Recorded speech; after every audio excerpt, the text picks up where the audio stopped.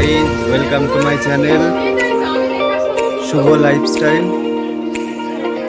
আজকে শুভ জন্মাষ্টমী, সবাইকে শুভেচ্ছা।